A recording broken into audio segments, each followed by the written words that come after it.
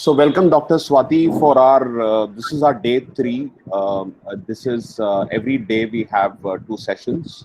This is our second session of today. Today morning it was Farzana ma'am who did on experiential learning. All the teachers currently are from the 2 Mumbai public schools, which is established by the BMC. One is an ICSE school, which is going to be located in Bullen Mills in Mahim, and one is in Poonam Nagar. So these are the 2 schools which are being set up. So all this 5 days, initial 5 days, all are together in terms of learning together.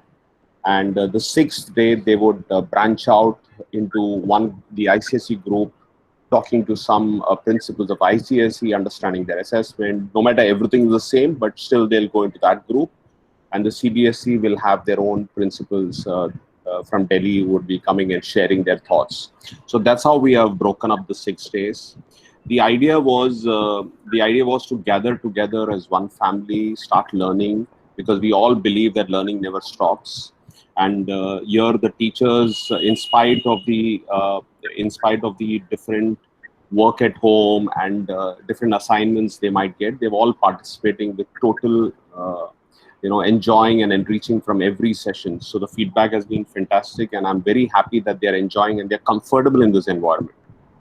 So, right. So Dr. Swati, I know for some years now, and over the years, we have only deepened in our relationships in terms of, because of her passion for education, especially early years.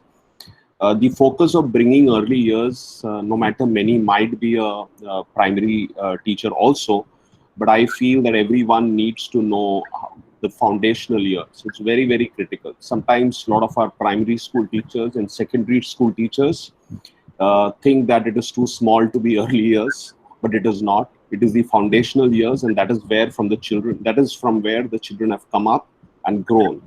So if you need some course correction, the course correction needs to go in the foundational years, not at the college level or not at the secondary level.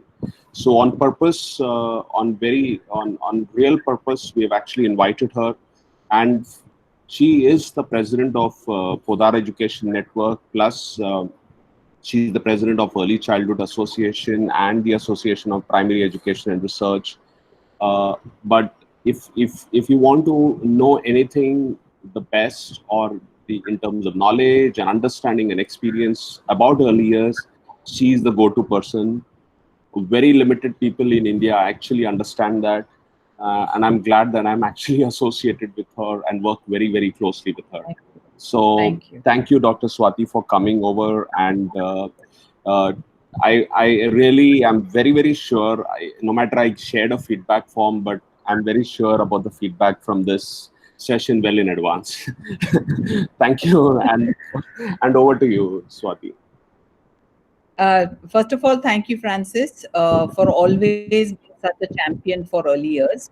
And I have understood that the teachers here are not from early years, so I've kept my presentation in such a way that it can be relevant to them also, taking off from early years, but also helping them understand how the child and the educational theory evolves from early years to primary years to secondary years.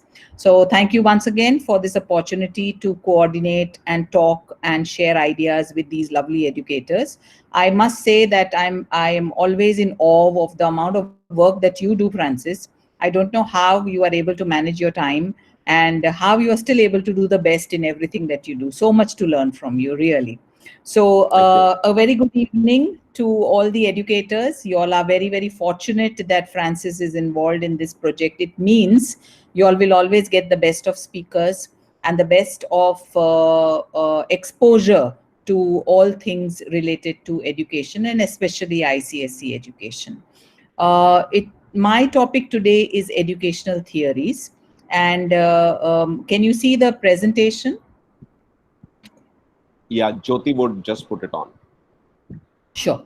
So through this presentation today, once it comes on, I'm going to take you through 5 different things, 5 different theories in education per se, which will help you develop your lesson plans, your assessment, and your interaction with children. It's very important for us to understand that when we plan any lesson plan, it's not just knowledge that we are planning to give the children. We also want learning to happen. So which means assessment comes into place. And we also want that learning to be lifelong and go into long-term memory. And that is why the educational theories help us understand how best to work with our lesson plans, how best to work with the age groups that we have in our classroom, and how to develop better resources and teaching learning environments. So 5 educational theories is what I'm going to be taking you through today. Some of them are to do with emotional development, some are to do with cognitive development, some are to do with social development, and some are to do just with education per se. So I didn't catch the name of Yeah, the person who's helping Jyoti, me. Jyoti. Jyoti. Jyoti Jyoti, you is, can go to the next she's, slide. yeah. So you can pin the presentation just to repeat so that you can see it. I can see it. Yes. Yeah. Yes. So I'm going to first take you through this quote, which is a very important quote by Maria Montessori. And as you all are aware, that Maria Montessori's philosophy is the only philosophy in the world which has reached everywhere. It started from Italy, but today you go to the smallest towns in India and you say Montessori school, people will understand. Why did that happen? That happened not only because of Montessori's reach, it happened because the format of her education system was so unique to every child and so easy to understand that schools today around the world adopt the Montessori philosophy. There are even primary schools who adopt Montessori philosophy. So what she says is that the education is not something which the teacher does, but a natural process which develops spontaneously in the human being. Which means what she's trying to say is when your children come in the classroom, don't think that they are empty vessels that need to be filled. They already have some knowledge about the subject that you are going to be teaching. And it is up to the teacher now to get that knowledge out from the children in the form of an inquiry and to help supplement that knowledge if it was not a complete knowledge. So it is not acquired by listening to words, but in virtue of experience in which the child acts on his environment. The teacher's task is not to talk, but to prepare and arrange a series of motives for cultural activity in a special environment made for the child.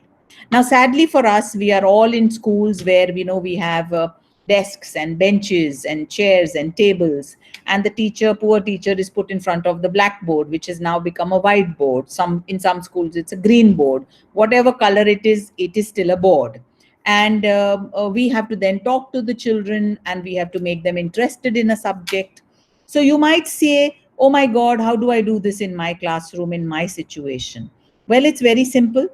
If you understand the core of this quotation, you will understand that it's not just about you or I being a sage on the stage and just talking to the children. It's not just about children listening to you all the time. It's a give and a take. So always keep in mind a ping pong game. You serve and you return. You serve and you return. So it's very, very important that when you are doing that 20-minute or 40-minute lesson, ask yourself throughout the lesson, how much of serve and return was there in my lesson? Because if it is not there, children will switch off. And this is something, the best out of the Montessori philosophy that I like. Let's go to the next slide now. What does Montessori say about intelligence? Because when we say, we want IQ, we want to develop IQ. India is a country where we only want IQ. We don't want EQ or SQ. We want IQ because we think being smart is being the best. So what is intelligence according to Montessori? She says intelligence is 4 steps: attention, processing, memory, and retention. Now, this is very important for you when you are planning your lesson plan. Remember, in B.Ed, we are taught that we have an introduction and then we have a main body. All that now goes for a toss in the classroom. Once we become a teacher, we don't make an introduction and a main body. We go with the flow sometimes. We go with the feedback that we are getting from the students. But what she says is, if you don't get the attention of the children, if you don't get them to pay attention as soon as you start the lesson, then the first step only of intelligence is lost. So if I have not paid attention, I have lost that learning that you were trying to give me. And that is why in B.Ed we are taught that introduction becomes so important. Let me give you an example, because some teachers can go very haywire when we talk to them about introduction.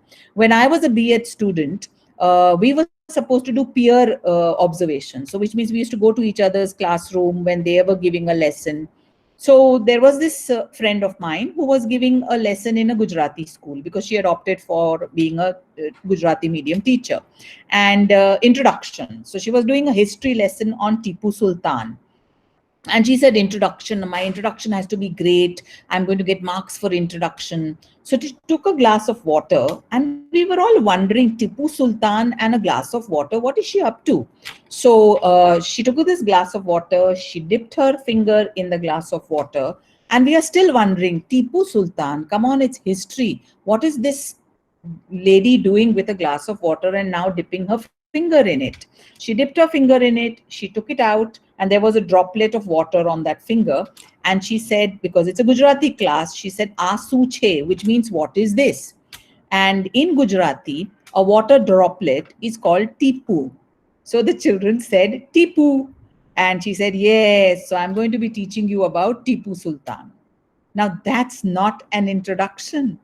You have completely muddled up the first step of learning, which is attention. So you got the children's attention with your glass of water and that tipu, but you completely send them off on a wrong track. And that is not attention, because now they will not pay attention because their whole mind is focusing on something to do with a water droplet. And now you're going to say, oh, Tipu Sultan was a king and whatever.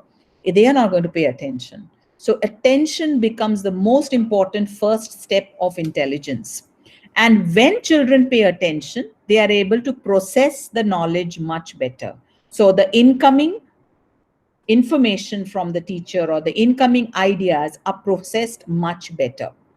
If attention and processing happens, then and only then will it go into the child's memory, short-term memory. Remember, we have those children in our classrooms, which we say, yesterday only I taught you, you've forgotten again.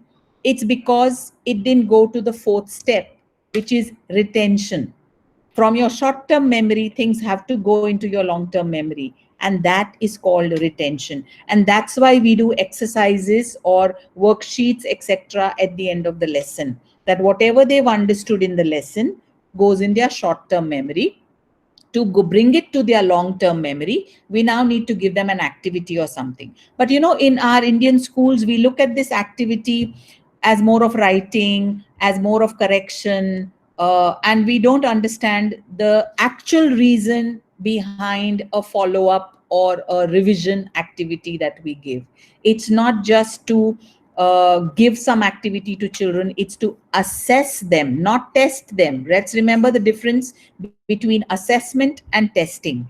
It's to assess them whether they have retained the knowledge that you worked so hard in giving them. So Maria Montessori, whom we think of as an early childhood educator, was so clear when she trained her teachers on the steps of intelligence. And she says attention, processing, memory, retention. So if you keep these four in mind, you will always be able to give very, very interactive lessons and very, very informative lessons that will have an impact on student learning and engagement. So let's remember the steps of intelligence: attention. You don't get attention, you're gone. Especially with very young children like primary school children, it's very important to get them to look at you. So don't just start off, good morning children, I'm going to be talking about the earth now, and then we are going to be, don't do that. They need to get the attention on the fact that you are now going to be telling them something important. So eye contact is very important. That's why when a teacher starts reading from a book or starts writing on the blackboard, you must have noticed that the maximum masti in the class starts happening because children have lost the eye contact with you. So it's very, very important: attention, processing, memory, and retention. Let's go to the next slide. What else does Maria Montessori say? She says there are 5 steps of learning. The first step is the child will observe a demonstration. The second step is participating stage. The third step is practice. The fourth is the eureka moment. And the fifth is performance. For this, I would like to take you back to a Bollywood movie called Black. I'm sure many of you must have seen that movie. It's about a blind girl, and Amitabh Bachchan played like a teacher who was trying to teach her how to understand words, etc., and how to communicate in spite of not being able to talk. There is one scene in that movie where he tries to teach her about rain, about how to say the word, and how to say the word water, and she just doesn't understand, doesn't listen. He's frustrated till she actually feels the rain, and then she writes on her hand water. That's called a eureka moment. That's called the moment at which children have understood the learning and ingrained it, and are now saying it because they have understood it. So observes demonstration. When you're trying to teach a new topic, you're trying to teach a new technique. For example, you're trying to teach children to write a new word, or to spell a new word, or to pronounce a new word.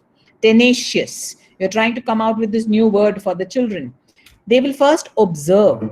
And that is why it is said that your pronunciation, your handwriting is something that has a huge impact on children. You can't tell children, I'm an adult, मेरा handwriting जैसा भी है चलेगा, तुम्हारा अच्छा होना चाहिए, मोती जैसा होना चाहिए. You are the role model. They observe demonstration. So the second step, according to her, was that if you are the teacher and you are teaching about the water cycle, and you are passionate about it, you seem interested about it, you seem as if, wow, this is great, then they will participate watching you. But if you are boring, and if you are in an angry mode, and if you are, okay, this is a water cycle and the water goes up in precipitation and condensation, and you are just rattling on, children are observing you, observes demonstration, they will not participate. And that's where the whole lesson plan and everything goes haywire. So it is very important, observes demonstration, then they participate, then they answer the questions that you ask, and then they practice, which means when it comes to writing activities, you know what practice is all about. But when it comes to other learning, what is practice? Practice is the internalization of the knowledge that I have received. Now, am I asking questions? Am I interested? And usually we tell children in our Indian schools, keep quiet when teacher is talking. So it is very important as a teacher to make timings. Many of us don't like to be interrupted when we are teaching something. That's fine. But maybe talk in capsules.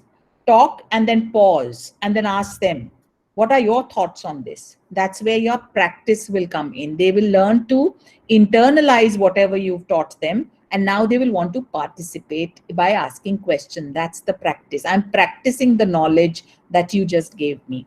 Eureka moment is very important in teaching. Eureka moment means I want to do it. I'm not doing it just because you are telling me to do it, which means I love this topic, I like this subject, and I like this activity. That's called the Eureka moment. That's when the children say, I want more. What about this? Can I do it like that? Can I also do it like this? That's a Eureka moment. And all 4 lead to performance. So when you are assessing a child and you say, this child is not performing, this child is not spelling, go back. It's the performance you identified that the performance is missing. So now go back the 4 steps. Was the Eureka moment there? Now, how do I give a Eureka moment to this child? Maybe if the child is not interested in maths, but is interested in drawing, maybe I involve some aspect of drawing in mathematics so that the child can get interested and get that Eureka moment. So it's very important, teachers, observes demonstration, participating stage, practice, Eureka moment, performance. If you keep these 5 in mind and the 4 before, that what are the steps of intelligence, you would make a fabulous teacher. Let's go to the next slide.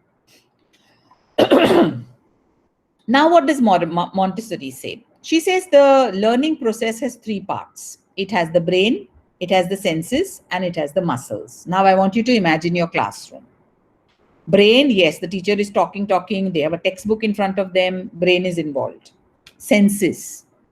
And that's why we always train teachers to help them understand that you must have time for children to talk in the class while the lesson is on. Senses. Is my child only using the sense of sound, listening throughout the lesson? No other sense was involved. It's going to become boring. And then she says muscles. She says muscles have to be involved in learning. So for very young children, they are very fidgety. You must have noticed primary children are extremely fidgety because they are sitting cooped up in a classroom on the desk, on the chair for hours together, and their muscles are not getting that movement. And Maria Montessori says that if the brain, senses, and the muscles are not involved together, learning does not happen. So it is very important. Must have noticed the most animated teacher is the one who uses her hands. She moves around the classroom. She has eye contact. She's talking sense. What has she done? She's used her brain. She's used her senses. And she's used her muscles because she's moving. Same thing you will have to inculcate in your lessons, in your daily program with children. Give them ample opportunities for moving their muscles. Writing is not just muscle development. Writing is the most boring and rigid form of muscle development. So what you need to do is have brain breaks. Brain breaks means if it was a long talk, a long lecture, you now tell the children to stand up on their feet, turn around, or clap their hands, something in which their muscles are also being used. Because this is research based, what Montessori is telling us, that the process of learning has three parts: the brain, the senses, and the muscles. We have five senses, as we all are aware. We have eyesight, we have smell, we have taste, we have touch, and we have sound. Now, in a classroom, taste and smell may not be used in your lesson if you're trying to teach about the water cycle. But you can use the sense of sight by showing more teaching aids or an experiment. You can use the sense of sound by not only exposing them to your voice, but to maybe other sounds related to the lesson. Sense of touch. Children miss that the most when we are teaching them in a classroom which is full of 45 children. So that's why they start hammering on their desks or they start fidgeting with their fingers. And that's why brain breaks very important. Or for very young children, you can make them do the movements based in that lesson plan. But keep in mind, these three are very important elements of learning. Let's go to the next slide. Reading. In our country, we focus more on writing, but we forget reading. I want all teachers to understand that language development has 4 steps: LSRW: listening, speaking, reading, and writing. So if children are not able to read what they are writing, then they will make mistakes and you will have more corrections to do. I feel ideally, now think about this, which I'm going to say.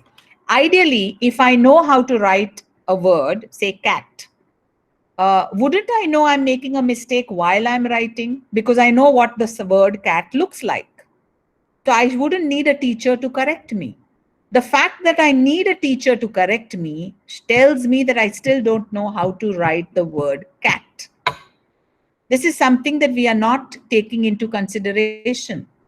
That this is the difference between the children who are able to write and spell properly and the children who are not able to spell properly. The fact is they need a teacher to correct them because they haven't understood. Otherwise, they would be self-correcting. And our goal should be to take children there. So Maria Montessori had this wonderful thing about Montessori and reading. She used to focus a lot on reading. And she compared it to a house for her teachers. She says the basement. Let's start with the basement. Every house has a basement, okay? The basement is the joy of being read to, language-rich environment, and the development of sense and control of the body. So the joy of being read to. Whenever you are introducing a new language, it may be Hindi, it may be Marathi, it may be Sanskrit, it may be English, read to children. When children hear, listen, then they will be able to speak. She says language-rich environment. How can you create a language-rich environment? Well, have songs, have stories. Label your environment, label everything in your environment, so children see labels for everything, and that will motivate them to read. Your timetable, you should put it in visuals and words, so children who are still weak in reading can understand the visuals. And the last, what she says, is development of sense and control of the body. Why is this important? If I want to read, I will have to be able to focus in one space. I can't move around with my hands and feet like that. I will have to have some control over my body. And when children get that sense of control, they are able to get the attention span to read. And that is why exercises to do with attention span, exercises to make children feel calm, impulse control are very important. Ground floor. What does the ground floor have? Awareness of the sounds of the language. Languages have different sounds. So if I say mala he paije, I want this. Look at the sounds. Mane a joye che. All are different sounds. So the sounds, awareness of sounds is not just about awareness of the language. If I want a child to be able to make out the sound difference between b and m, because when you do dictation, you say mother, okay? And you will say brother. If I want children to make out the sound difference, I must do activities in which they differentiate sounds, musical sounds, sounds of birds. You must be able to do these activities with children. Upper floor, let's go. We went from the basement to the ground floor. Now let's go to the upper floor. Ability to attach symbols to sounds. So which means I know that burr, I know how to say it, but do I know what burr looks like? So I should be able to join it with B. I know cat, but do I know what the word cat looks like? So ability to attach symbols to sounds. And you know what Francis said at the beginning of this session, that if you know early years, you will understand. And primary years, you know, by the time children come into primary years and secondary years, we just forget about play. Play is faltu, play has to go out now. Play bahut kar liya tumne pre-primary mein, abhi play nahi. Let me tell you one most important thing about role play. Role play is something you should never stop, whether you are primary or secondary. Never ever stop. Role play helps you imagine something in something, which means I don't have a phone, a physical phone, but I have this object. So I'll put it on my ear and I'll act as if this object is the phone. You know what this is? This is called representation. And when I get that idea of representation through play, I am now understanding that I can imagine this to be a phone, which means, let's look at reading. Reading means you show me a real cat and you say it's a cat. So I learn the word cat. Then you show me the word cat and you say this is a cat. So which means now there is no cat here, there is a word. But I have to imagine the cat and see that in this word cat. That's called representation. And that is the ability to attach symbols to sounds and can come only through games. So the more games you play, the more Vablewadi, you know, Vablewadi is a place that you all should visit if you get a chance. It's something that so many videos have come out about. They play games and children are learning. Children are enjoying learning. Games, you must play games in your classroom. When you are teaching concepts of over and under, why not give children things to put over and under their desk or chair or table? So games are real life, experiential, as Farzana ma'am must have taught you. Now let's go to the attic, using those symbols to express. It's no fun just teaching children to read. It's no fun just teaching children to write. Are they using those words in their everyday vocabulary? How did I learn English language? I went to a school where English was very poor. So my father used to give me one word every day and give me the meaning of that word and say, now use it, try to use it in as many sentences as you can. And that used to become my fun of the day. So say, for example, I learned the word tenacious today. So I will try to use as much way as possible to tell somebody, oh, you are a very tenacious person. So it's very, very important that the lion was chasing the deer. The lion was exhausted but was very tenacious and did not want to give up. So, very important that our children using those symbols to express themselves. Observe this. And the last, the roof. That is where reading and writing happens. Now, I want you to understand the way we teach reading and writing in our schools. What does it say? It says we go to the roof first and we forget the whole house. No wonder then for many children, they come grrr, boom, down because the roof was standing without any foundation. So keep this in mind, all of you. Let's go to the next slide.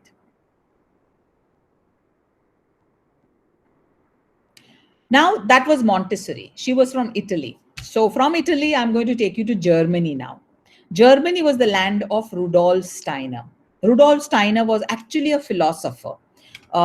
He had this idea about children, and he used to help parents understand all the age and stages of childhood. He was approached by a cigarette factory owner called Waldorf. And Waldorf said, I want to give the best of education to my employees' children. So would you come and set up the school for me? And that's why Rudolf Steiner schools are called the Waldorf schools. Now, what did Rudolf Steiner say is education? He says the need for imagination, a sense of truth, and a feeling of responsibility. These are the three forces which are the very nerve of education. So beautifully put by him. Let's understand. He says imagination, he says a sense of truth, and a feeling of responsibility.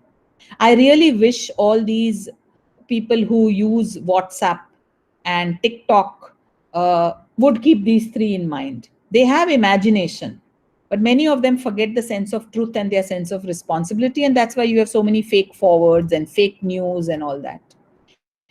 If we had only thought and taught these things to our children would become lifelong citizens of the world.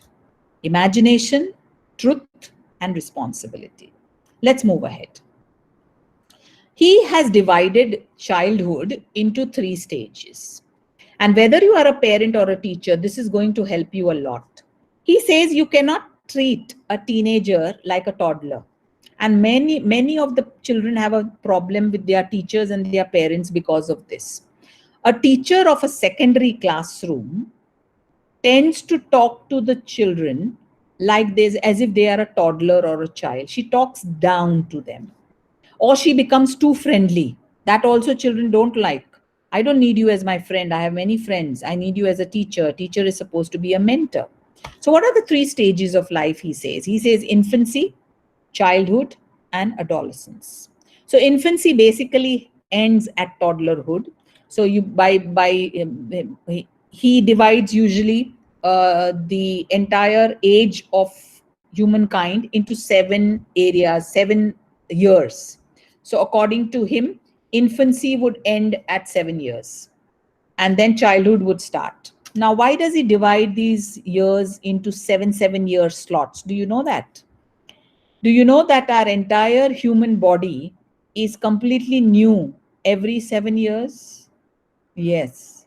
Every 7 years, it takes 7 years for complete cell rejuvenation in our body to take place. And you are a completely new body every 7 years. Not many people know this fact.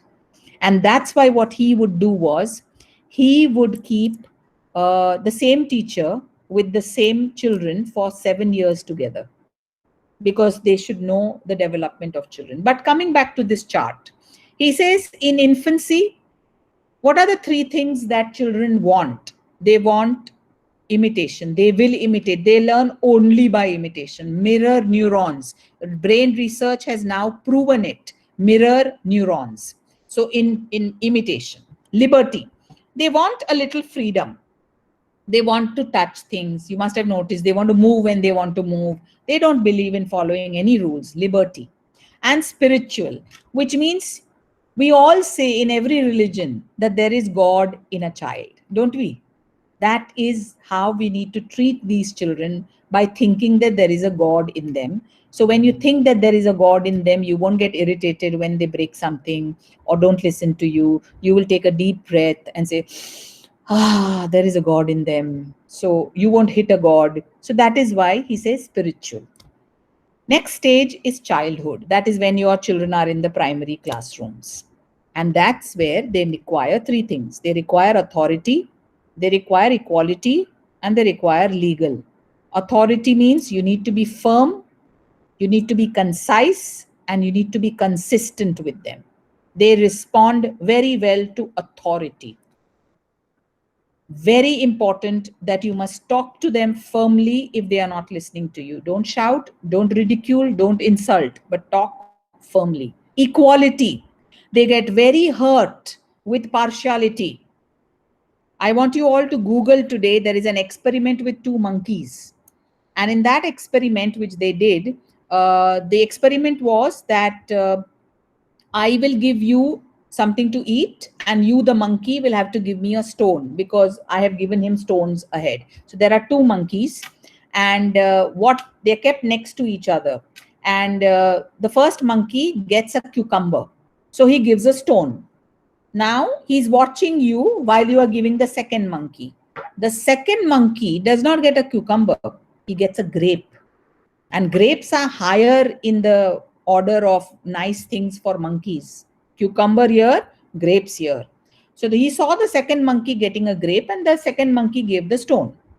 Now he's waiting that usko grape mila to mere ko bhi denge na ye log. Nahin, usko bhi wapas cucumber mila. So you know what he did? He took the stone and he threw it at the researcher. They still continued the experiment. Again, he saw the other monkey getting two grapes, not cucumbers, two grapes. Now he thought, ab to ek grape mujhe denge. But no, they still gave him one cucumber. He took all the stones and he threw them on the researcher and he banged his head on the cage. This is partiality. Children at primary years get very put off with partiality. So you will need to be very sensitive. Are you partial to any child in your class? Because equality is foremost in their mind. Legal. They follow rules. Have you noticed? At the age of 6, children suddenly start playing games with rules. And then they will tell also, hey, tune ye rule broke kiya, hey, tune ye rule broke kiya. They are very legal. They are very much conscious about rules. So make rules for them. They love to follow rules. Make it clear to them. Adolescents. What do adolescents like? They like independence. Everybody knows that. They like fraternity. They listen more to their friends. They don't listen to their elders. So ensure that the friend group that they have cultivated is the right one. And they are economic, which means they work on rewards. They don't respond to punishment as much as they respond to rewards. So keep these three stages of Rudolf Steiner in mind, and you will be able to adapt your teaching style to the class that you are teaching. Next slide, please. So that was Rudolf Steiner and his three stages of development. We now come to Erikson's stages of emotional development. You know, it is very sad that in our country, we focus more on IQ. IQ is intelligence quotient, whereas emotional quotient is equally or more important, and that's called EQ. And many teachers don't know about Erik Erikson and his social emotional development theory. B.Ed colleges sadly don't teach about it, but it's very important for us to know about it if we are teachers. This chart that you see in front of you gives you the 8 stages of man and tells you in which stage of life this is formed. I will show you the next slide, please. Now, this will make it more simpler for you. If you can see in the first year of life, children develop trust versus mistrust. Now, what does this mean? In the first year of life, have you noticed many people tell you, "Bachcha ro raha hai to rone do. It's good for his lungs." Have you heard this? उसको जल्दी से नहीं उठाने का, उसको रोने देने का, नहीं तो वो बिगड़ जाएगा. Sorry, friends. Sorry, mothers. In the first year of life, children are developing trust. So which means the minute I cry, pick me up. Otherwise, I will lose faith in myself that I don't have the ability to call out and I don't have the ability to bring a person who cares for me near me. So Erik Erikson says in the first year of life, always give support the minute the child wants it. Don't worry, the child is not going to get spoiled. Don't worry, his lungs don't need to develop. You need to develop his sense of trust versus mistrust. Now, if this trust is developed in the first year of life, the child will have faith in everybody. The child will have faith in situations. The child will be more calm because he knows I don't have to shout for something, I will get it. But if the child did not develop this trust, guess what will happen? The child will all, those children in your classroom, when you are distributing something, they are the one, me. They are the ones who in their childhood trust was not developed. So they are always afraid I'm going to be left behind. Teacher is not going to be giving it to me. These are the ones whom you say, chipku, this, that, but you have to understand the psychology behind why they are behaving the way they are behaving. And it will take a long of time conditioning for them to understand that I will also get it. I just have to wait patiently. And see the last column. So if you develop trust in the first year of life, the favorable outcome is faith in the environment and future events. The unfavorable outcome is suspicion, fear of future events. So those children in your class who are always afraid to try new things, first year of life, you can't change that now, but you can condition the child now. Second year of life is autonomy versus doubt. Allow children in the second year of life, when they, the terrible twos they are called, temper tantrums happen the most because everything is I do, me, I will do it, I will do it. And we say, no, you will not do it, you will break it. Tum bahut time lagaoge. What is going to happen if you do that to me? Autonomy versus doubt. So if you allow me, I will develop a sense of autonomy. If you don't allow me, I will say develop a sense of doubt on myself that I can't do this. No, I can never do this. So if you have children who have doubt in your classroom, second year of life, all the problems started. Now, how do you change it? Well, you will have to condition the child. Third year, initiative versus guilt. From 3 to 5 years, initiative. They want to take an initiative. Now, when they take that initiative, they are bound to make mistakes. But if you blame them for the mistakes and don't applaud them for the initiative, they will develop a sense of guilt that I am the one who causes all the worries in this house. I am the one who worries mummy so much. I am the one who doesn't listen to teacher. A sense of guilt. And I want you to keep looking at the favorable and the unfavorable outcomes. So when we say emotional development, it has long-term repercussions. But we as teachers were never taught this. We were told how to teach history, how to teach maths, how to teach science, but we are teaching children human beings. So we need to keep this in mind because, in an open house, when we just write off a child and say, sunta nahi hai class mein, interest nahi leta hai, we're actually bringing down the child's morale by not understanding the emotional development of the child. So I'm quickly going to take you to 6 years, industry versus inferiority. It's very simple. Industry means they want to be very industrious. They want to be active all the time. And when you don't allow them to be active, they develop an inferiority complex. Identity versus confusion. Adolescence is all about my sense of identity. And if you ridicule them, if you insult them, a sense of confusion will come into them. Early adulthood is about intimacy versus isolation. They are very much about asking you intimate questions. And if you don't answer them properly, they will go into isolation. They'll become very isolated individuals. Middle age, which I think all of us are in, generativity versus self-absorption, which means, are you able to help, the ability to communicate, the ability to be concerned, or are you all about yourself, selfish? So it is very, very important that if you know these stages of emotional development, you would know where your own child is headed and where your students are headed. So Erik Erikson's psychosocial stages of mankind, 8 stages. Let's go to the next slide.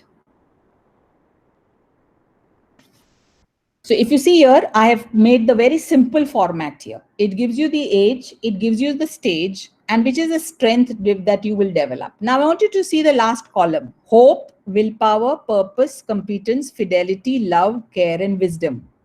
Life skills. You created a lovely human being if you only take care of these 8 stages. So it is very, very important for us to understand the 8 stages of man. Next slide, please. Now we come to Piaget. Cognitive development, IQ. If that's what we want, then we all must understand Piaget and his stages of cognitive development. The first stage is from birth to 2 years. Simply put, it's called the sensory motor stage. Now, what does it simply means? It means that I will touch everything. I will move and I will touch. A more detailed explanation is given, but I'm going to go on to the basic explanation. Sensory motor. I will touch with all my 5 senses. I will, when you give me food, I will even smell it. I will then eat it because I want to use all my senses and I want to move. I want to move my hands. I want to move my feet. Birth to 2 years. Next slide, please. Then we come to the pre-operational stage, which is the 2 to 4 years old. Here, children are not able to understand abstraction and they can only understand one concept at a time. So, for example, if you say that get me 4 red blocks, they may falter because either they will be able to focus on the 4 or the red, and they take time. So first they will look for the red, or first they will look for the 4. So the brain doesn't know which one of those things to do first. And that's why you require patience at that age of 2 to 4, because they are at the pre-operational stage, which means all the operations required for intelligence have still not developed. So do things one at a time with them. If I have not understood the concept of colors, and now you are telling me pick up 4 red blocks, I understood the red, but what was the 4? And does the 4 and the red have to come together in the blocks? Very difficult concept for me as a child to understand. Next one. We go to the next age, which is age 7 to 11. This is called the concrete operations stage, which means now a lot of physical experience the child has already got. Accommodation is increased, which means I'm now able to understand and relate to a lot of stuff. I can think abstractly, I can conceptualize, I can create logical structures. So this is where I can say that true academics need to start at the age of 7. And that is why, friends, both the Early Childhood Association and the Association for Primary Education and Research says play for the first 7 years. Play is very important. Teach children through games, activities, stories, rhymes, and songs. Even our national policy says that same thing. You see the national education policy, see the new national education policy.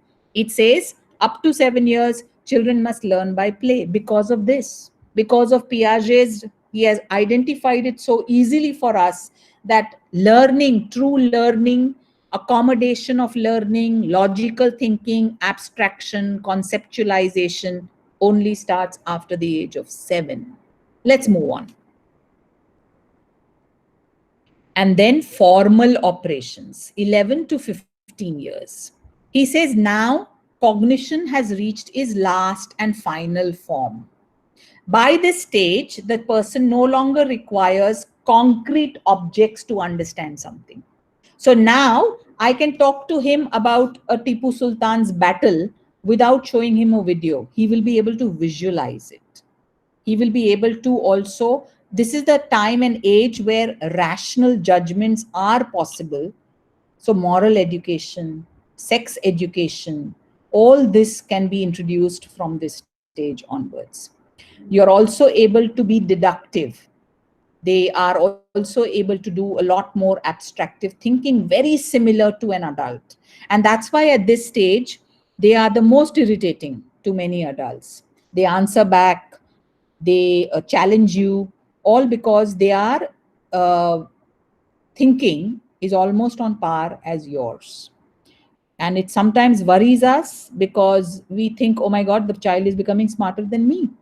But well, 11 to 15, formal operations, last stage of cognitive development. Let's move on. Now I'm going to show you some pictures. And I want to tell you that children need to play all these things. And then I will tell you why. So this is again Piaget. According to Piaget, these are the schemas of play. Schema means types of play. Orientation. Can you see the first slide? It is orientation. It helps in future perspective taking. Look at the bottom line that I have given in every slide. Orientation is actually the urge to go upside down. It's the urge to see things from another perspective. Children will want to see a turtle from the bottom when you're trying to show him from the top. This is orientation. It helps you in future professions like pilots, astronauts, adventure sports, orientation. Next slide, please. Then you will see children doing positioning. You know, all these things, you should watch them during the break time. You will see the games that they play will have all this. Positioning is when they line up things neatly, especially when they're playing with blocks. They will line up things very neatly. And they'll grow up to be adults who are able to align their desks, keep them clean. Positioning. So include games in which children are able to put things in order, from small to big, from tall to short. Give them games like that. See the future professions: writers, chefs, corporate honchos, teachers. Yes, teachers love to have things in a nice order. Everything has to be perfect. Otherwise, may red mark dungi. Okay, let's move on to the next slide. Connections. Children love when things fit into each other. Remember the Russian dolls which used to go one under the other? We used to love to play with them, and for hours we would play with them because of the whole idea of something fitting into something. This is what children like to do. They like to unravel something and then they try to put it back together. And that's why jigsaw puzzles are very important as connections to children. And if you see at the bottom, architects, engineers, teachers, journalists. So when a child is playing through all this, don't only look at it as play, khel raha hai. Don't think like that.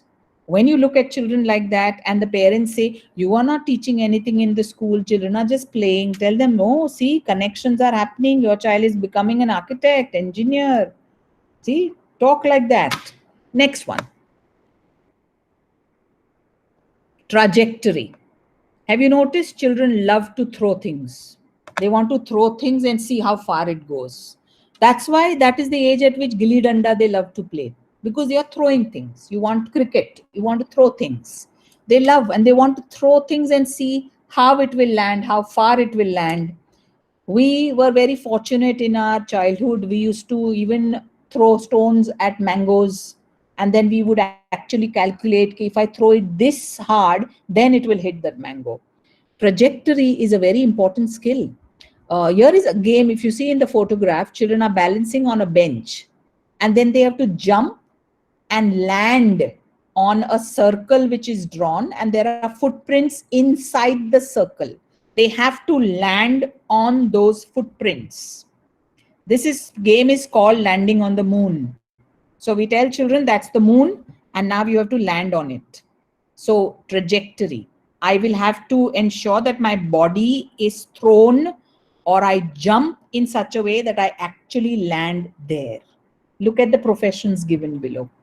Let's go to the next one.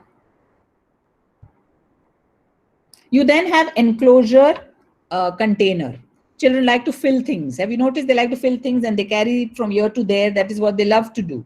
So it is very important that these is what Piaget noticed children while playing. And he noticed that these are the common actions that children have during their play. And that is what he called the schema of learning. Let's go to the next one. The next one shows you transporting. Transporting is when you carry the things from one place to the other. And that is an urge that children have. And that's why, remember, we tell children, okay, take the books from here and go and put it there. They love to do things like that. Next one, please. You then have enveloping. They love to make forts. They love to make structures and go and hide under it, tree houses. They love to have little buildings. They love to be enclosed. It gives them a feeling of safe. It gives them a feeling of, I created this. Fashion designers, actors. Next one, please. Children love to go round and round. Have you noticed that? There's also a scientific reason for it, that till quite some time, mostly it's up to 7 or 8 years, that the liquid in your brain, which is, it's between your 2 ears, the liquid has not yet stabilized and hardened, and you are still developing your sense of balance. And it's a natural urge of the body to rotate because it helps that liquid settle. So it is very, very important, rotation. They love to do it with all kinds of things. You go crazy and you go a little, oh my God, what happened? But they are very fond of it. Next one, please. Transformation. Oh my God, children love to do it with food. They will eat one bite, then they'll drink water, and then they do that. And you feel irritated and you feel that they are making mischief. But no, they are actually experimenting. They want to know when liquid is mixed with solid, what happens. You give them sand play, they will want to pour water there. And we are more concerned about the cleanliness and the dirt, etc. But children love to mess around. And why do they love messy play? Because of transformation. Very important in primary and in secondary class. Where is the chance for children to be messy? We are constantly asking them, be neat, be tidy, be clean. But there is a human urge. It's a schema of learning. You want to be messy.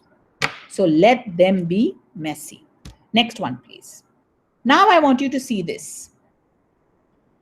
Very important. There are two brains. We have a lower brain, which is here, and we have a higher brain, which is here. The lower brain we are born with. We are already born. It's called the primitive brain. It means it's the brain that teaches us how to suck food, how to take out our tongue, how to talk, etc. It's the lower brain, how to cry, basically. Then we have to develop this brain for us to become intelligent people. So if you want this brain to be working, you have to check this brain. What does that mean? Let's go to the next slide.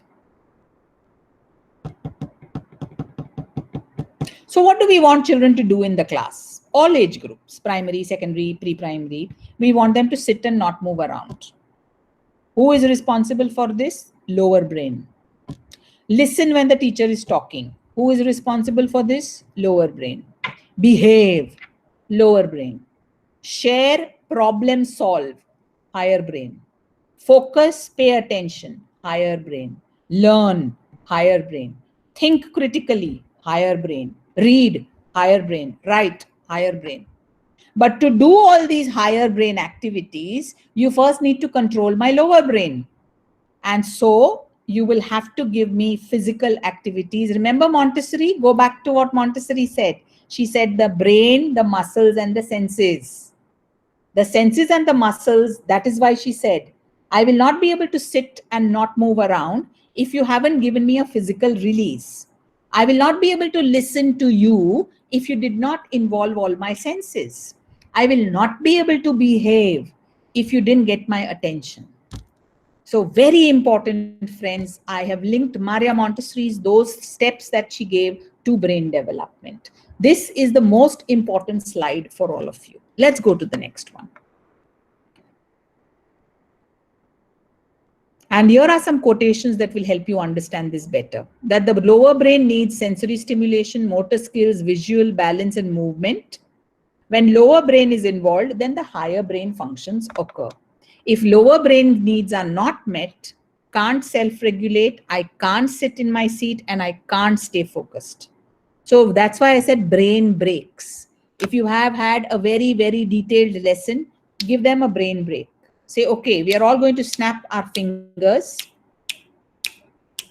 Now we are all going to nod our head. Now we're all going to shake our shoulders. Now what did you do? You cut the monotony of the lesson. You included their senses. When I'm snapping my fingers, I'm hearing a sound. When I'm moving my head, when I'm moving my shoulders, you are making me concentrate.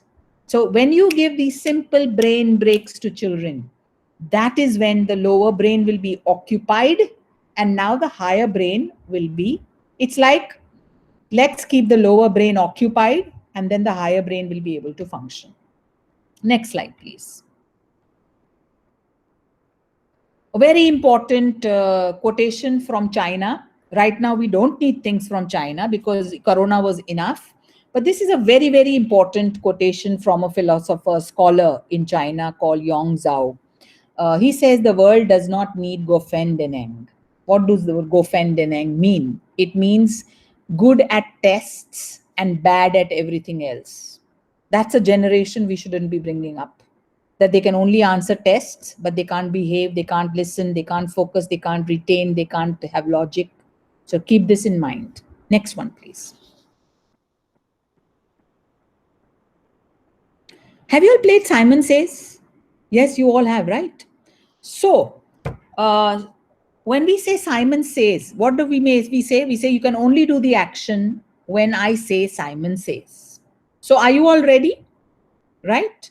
Or when I tell you to do something, you will have to type it. So, I know that you participate. So, I'm saying write yes. You won't write because Simon did not say. Simon says write no.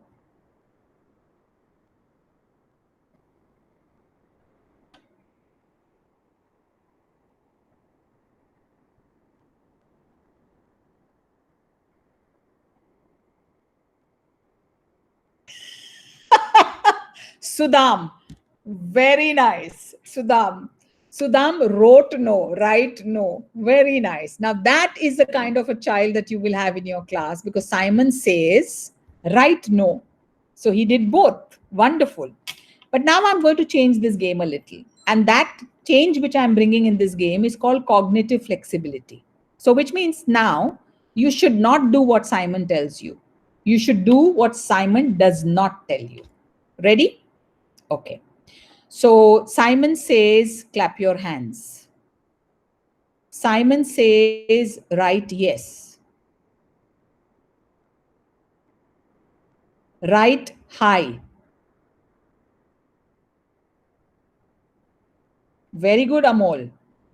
Because you don't have to do what Simon says, but you have to do what Simon does not say.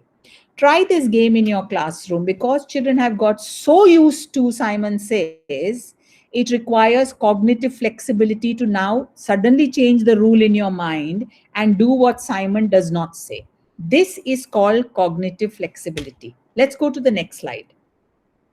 So let me see this, graphs. When you do graphs for children, now this was done with earlier children with their shoes.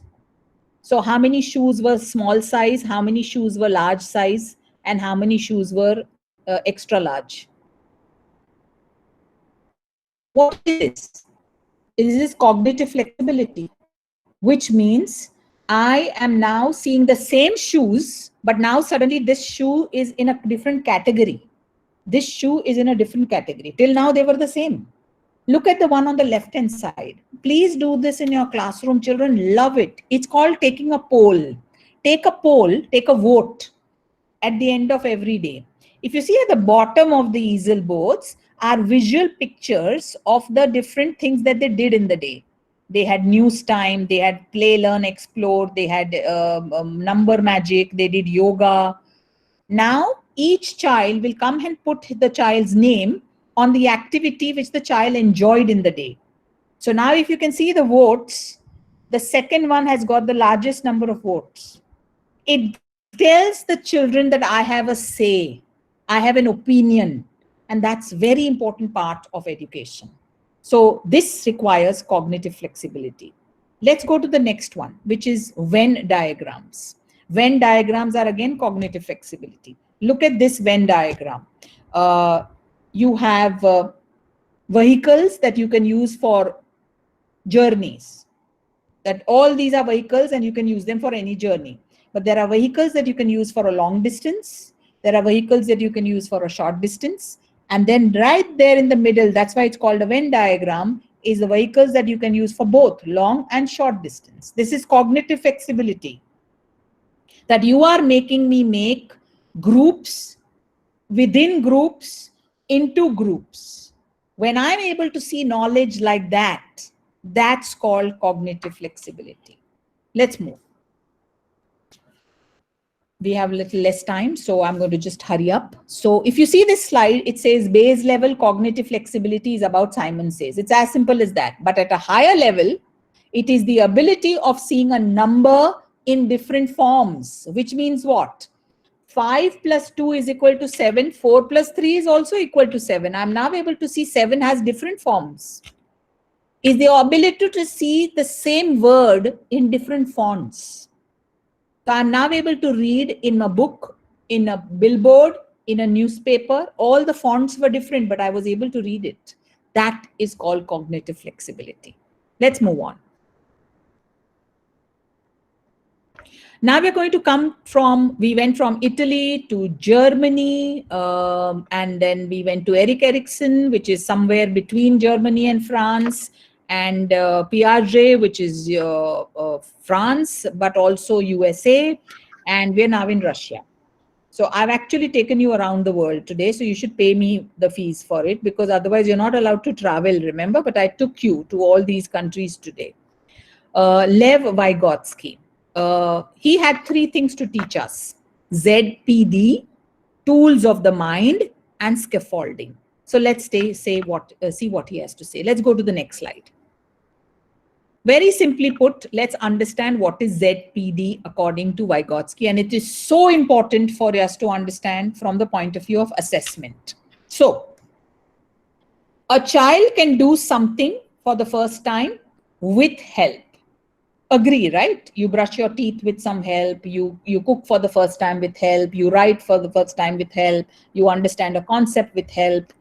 So first is independent assisted performance, and then you have independent performance.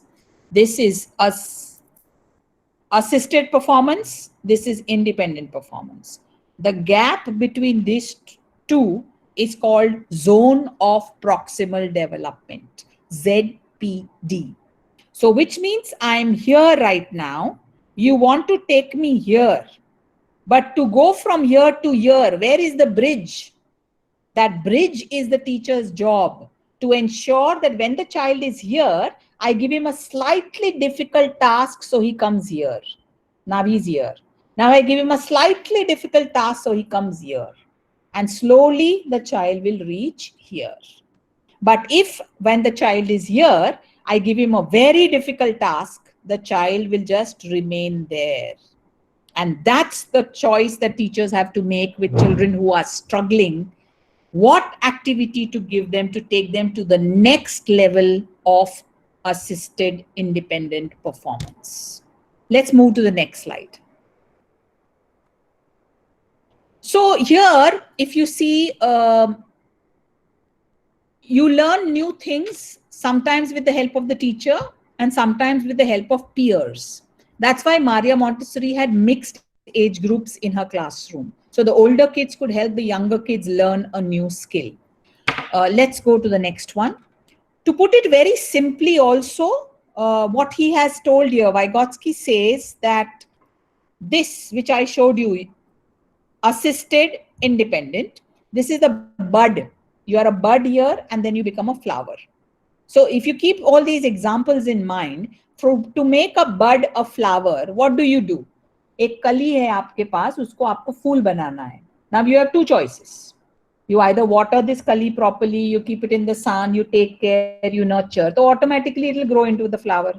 Or you have the second choice. You have a kali, you are very much in a hurry, so you start opening the petals. And you say, hey, flower ho gaya. That's what we sometimes end up doing to a lot of children. Because think about it. You may have a 10-year-old in your class, but you have children from August born to next August born. So you have actually some children whose age gap with each other is 7 months. And 7 months is a huge age gap. So we have to understand zone of proximal development. So when you are activities for children with special needs or children with learning difficulties or just the average child who struggles with learning. You need to understand ZPD. Know where the child is right now, know where you want to take the child, and work on this bridge, which is called the zone of proximal development. Let's move on.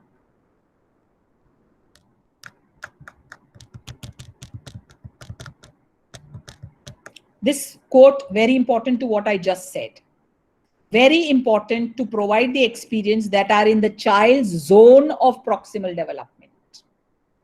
Activities challenging for the child, but achievable.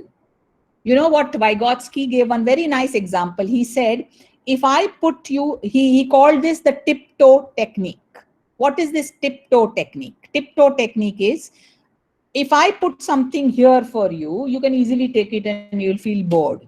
But if I put something a little higher, where you will have to go on your tiptoe to get it, it will be interesting. But if I put it so high, कि देखते ही तुमको लगता है ये मैं नहीं ले सकूंगा, तो again you will feel bored, no? So what he asks for tiptoe. Your choice of activities for your children should be a little higher that it should interest them, but not so high that it would, oh, I don't want to do this. It would make them fearful. Next, please.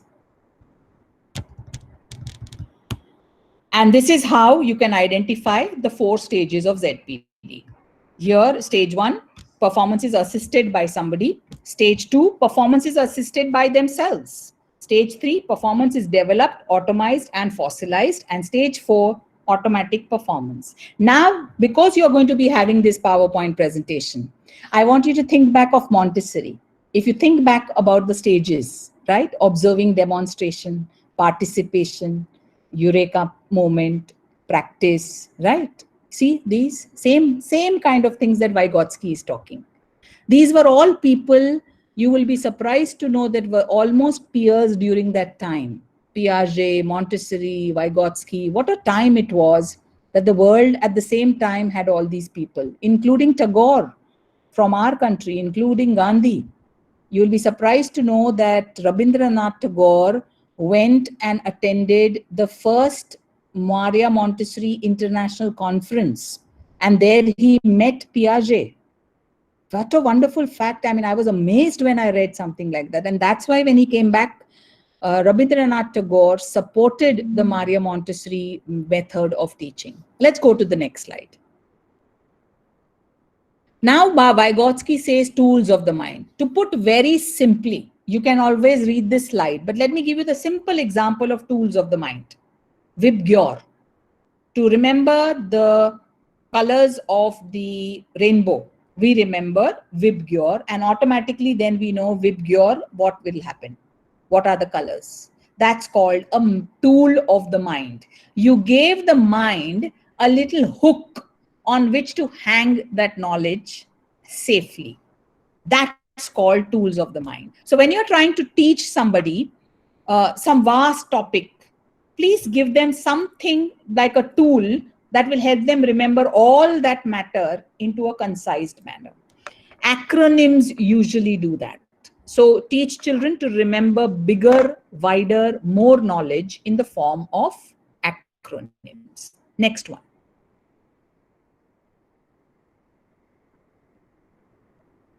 This says the same thing. It's important for us to arm children with the ability to retain facts. And when you give them the tools of the mind, the child will be able to remember that tool to get the whole scope of the knowledge. Next one, please.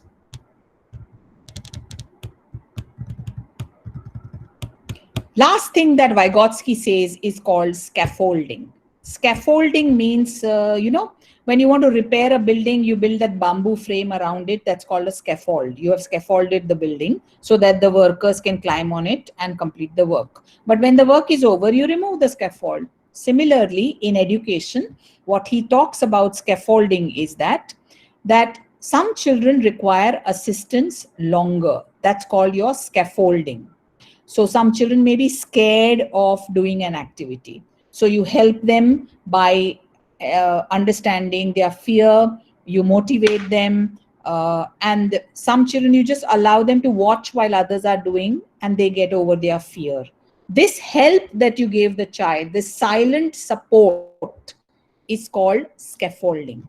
You will have to scaffold a lot of children till they are able to do something on their own. So let's go back to ZPD, assisted independent performance. During this assisted performance, the help that you give me, the support that you give me is called scaffolding. Let's move on.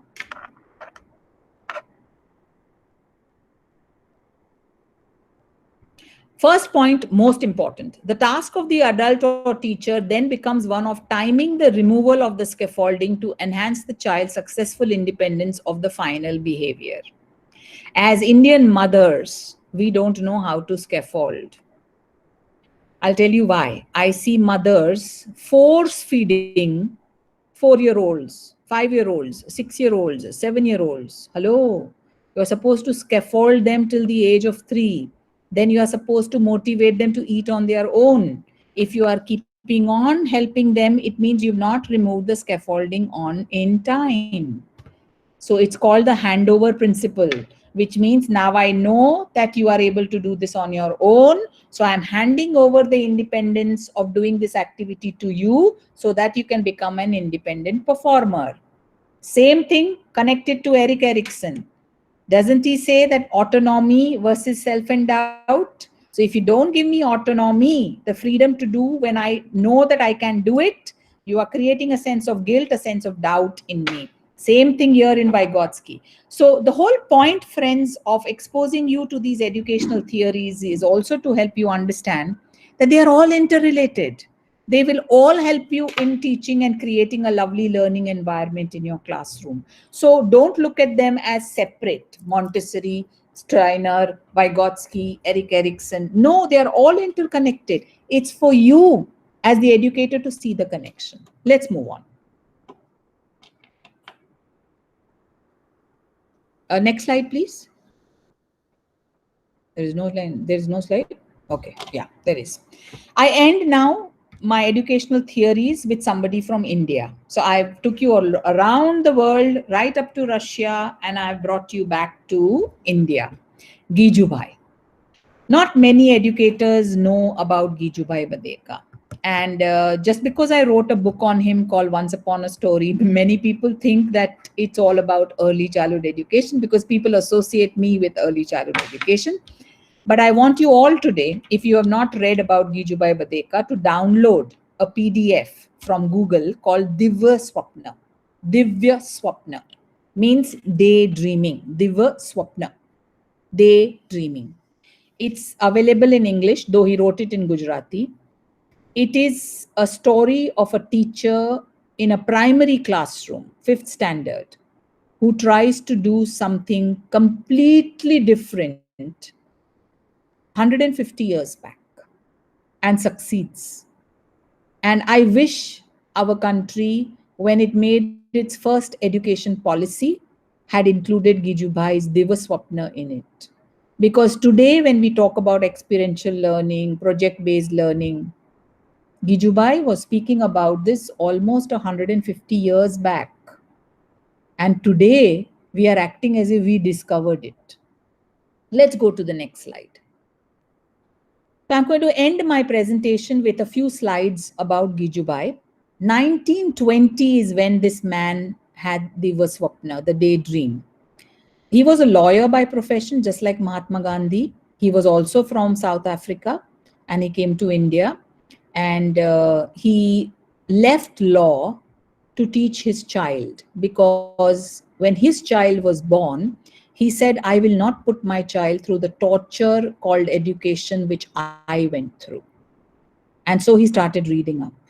And while he was trying to read up, he wasn't able to find good things. Somebody told him about Maria Montessori.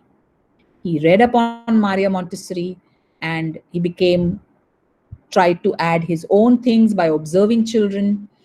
And that is why today in India, if we have a foremost educator, it is Gijubai Badeka, no doubt. He had followers, of course, and he had companions in his work.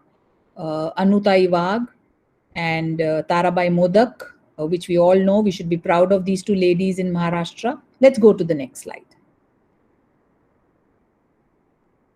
Now, I'm going to ask you, if you have a piece of paper around you, to draw a house. Come on, quickly draw a house. I'm sure it won't take time. You'll scribble, da da da da, and a house is ready, right? I'm sure by now all your houses must be ready. I'm going to ask you now, how many of the houses that you drew had roofs like this? Almost all, right? What he believed was, don't teach children by showing them how to draw. Yeah, I can see the yeses coming. Because the minute we are asked to draw a house, we draw a house with 2 windows, 1 door, and a roof, and a sun in the corner. This has been instilled in us. And believe me, friends, I've done this experiment around the world. Germans have drawn a house like that. French have drawn a house like that. Americans have drawn a house like that. Chinese have drawn a house like that. And Indians draw a house like that. Because that's how we have been conditioned from childhood to draw a house. हम अपना घर नहीं draw करेंगे, हम ये झोपड़ी का घर ड्रॉ करेंगे, हम उसमें रहते भी नहीं हैं. It is very important that children must not be contained like that in their idea. For example, if I were to ask you, what color is the sky? Come on, what color is the sky? What color is the sky? Right? Blue. Yes, that's the first answer that comes to our mind. Blue. But if I were to ask you, why is the sky blue in color? Now, come on, I want to know your answers. Why is the sky blue in color? Tick, tick 1, tick, tick 2, tick, tick 3, tick, tick 4, tick, tick 5, tick, tick 6, tick, tick 7, tick, tick 8, tick, tick 9, tick, tick 10. I got 3 answers: reflection of water, natural, and rays. We are all educated, but all of us had different answers. So today your homework is, I want you to find out, why is the sky blue in color? It is something to do with light, not because of water. But that's the fact, friends. Today's child is not going to be happy just knowing that the sky is blue. Today's child is going to ask you, why is the sky blue in color? And that is why it is important in your classroom to play games like what if. Let's play the game of what if, okay? Let's have some fun. And you're going to type the answer when I ask you the question. So are you ready? Okay. What if clouds had strings? What if clouds had strings? Come on.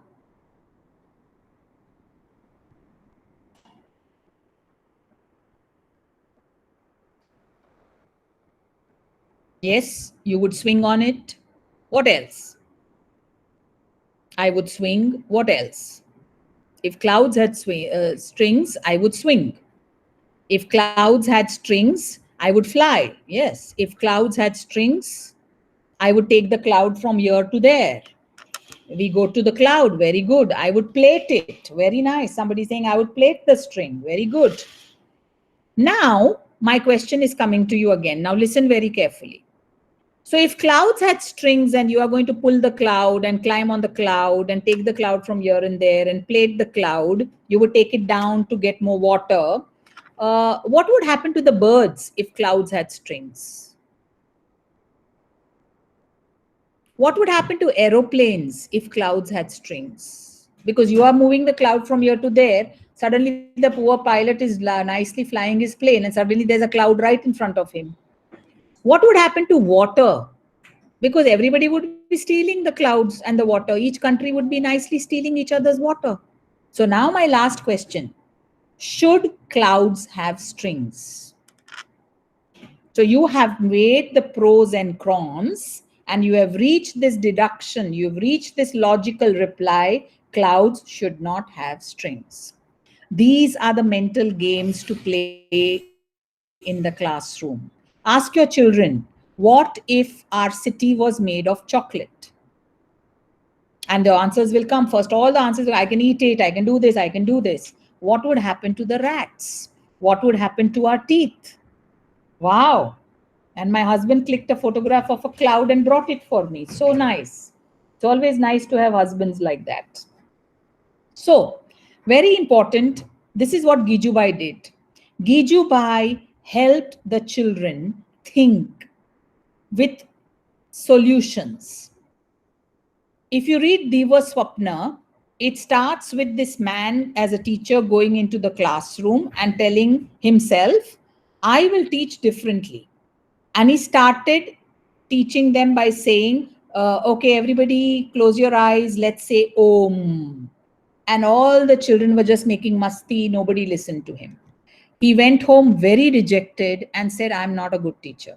And then he thought and he thought and he thought how to make these children keep quiet. Next day, he went and he started telling them a story. And everybody kept quiet. Every child listened very carefully. And then he stopped the story and said, this will continue tomorrow. And that's how we engaged the children. Let's go to the next slide. Next one, please. Yes. So Maria Montessori was a little upset with Gijubai because he adapted her practices. He said Maria Montessori's equipment cannot be made in India. It's too expensive. So he adopted her practices. So what does Gijubai teach us? He says, adapt. Don't adopt practices blindly from anywhere. Today, you may be exposed to another school. Don't just blindly adopt what they are doing. Adapt it to your classroom needs and to your school needs. Next one.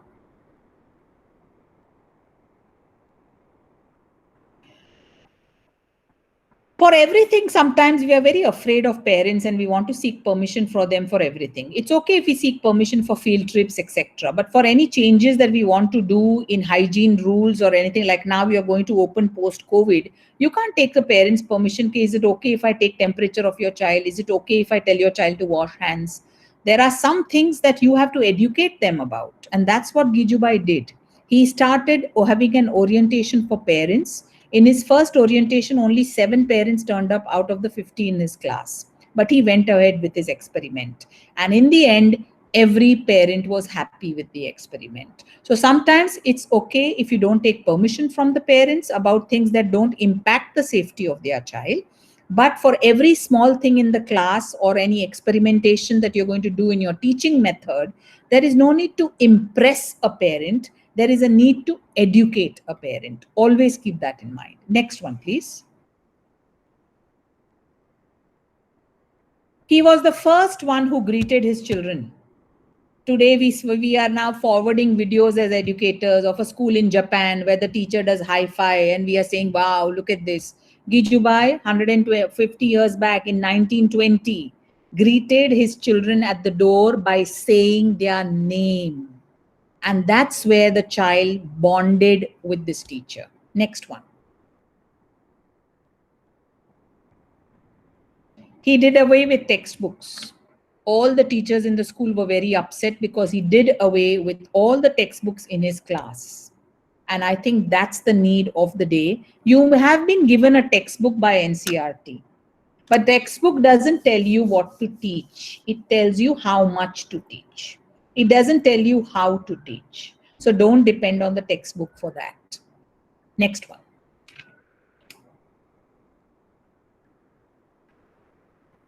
Gijubai was wondering how to teach geography and mathematics with stories. So he went to the education officer who had allowed his experiment and said, can I do away with these 2 subjects for this year at least while this experiment is going on? And the inspector said, no, you will have to innovate. You can't remove any topic. And so he innovated and he taught geography with drawing. He first taught the children drawing by calling in a drawing teacher and asked the children to observe that teacher's drawings. You know, Montessori, how she said observation is the first step. And then they were given objects to draw. And then he took them on a walk. And then he asked them to draw a map leading from the place of the school to the walk and the different parts in their walk. So easy to do even in your school. You can take the children on a walk of the school ground and then teach them the ability to draw a map. And then he introduced maps. So it is known to unknown. It is simple to complex.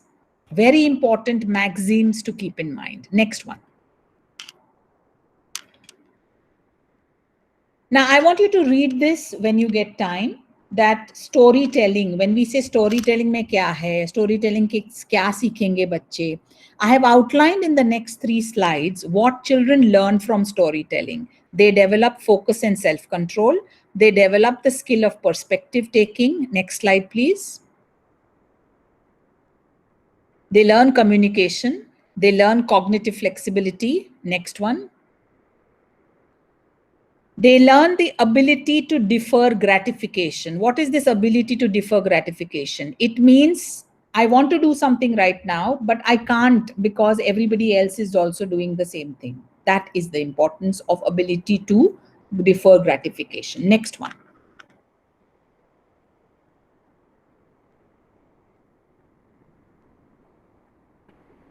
Working memory and inhibition is developed, and estimation of time is developed.